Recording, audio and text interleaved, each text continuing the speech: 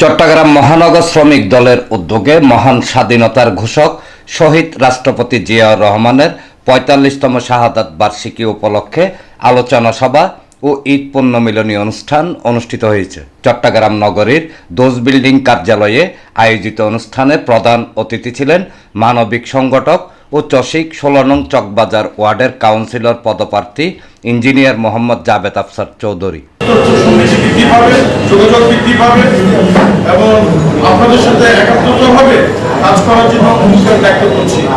চট্টগ্রাম বিভাগীয় শ্রমিক দলের সহসভাপতি এস.এম. আজিমের সভাপতিত্বে ও বাংলাদেশ সড়ক পরিবহন ফেডারেশনের যুগ্ম সম্পাদক মোহাম্মদ আরিফুল ইসলামের সঞ্চালনায় অনুষ্ঠানে বিশেষ অতিথি ছিলেন ৩১ নং আলকরণ ওয়ার্ড বিএনপির সদস্য সচিব মোহাম্মদ ইকবাল, সদরঘাট থানা শ্রমিক দলের সাবেক সভাপতি আব্দুর রশিদ এবং মালয়েশিয়া স্বেচ্ছাসেবক দলের সাবেক সাংগঠনিক সম্পাদক ইঞ্জিনিয়ার হারুনুর রশিদ।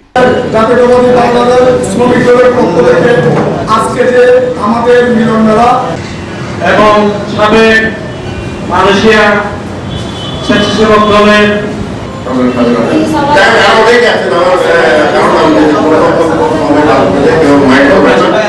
এছাড়া নগর শ্রমিক দল নেতা ইউনুস মিয়া, বাইজিদ থানা বিএনপি নেতা মোহাম্মদ ইব্রাহিম, আব্দুর রউফ, আব্দুর রশিদ, কামাল হোসেন, মোহাম্মদ আনোয়ার, আবুল বাশার, জামাল গাজী, দেলোয়ার হোসেন, অ্যাডভোকেট এস.এম. আবদুল্লাহ রেজা, মহিলা নেত্রী সাবিনা ইয়াসমিন, রুকসানা বেগম ও পারভিন আক্তার সহ আরও অনেকে উপস্থিত ছিলেন।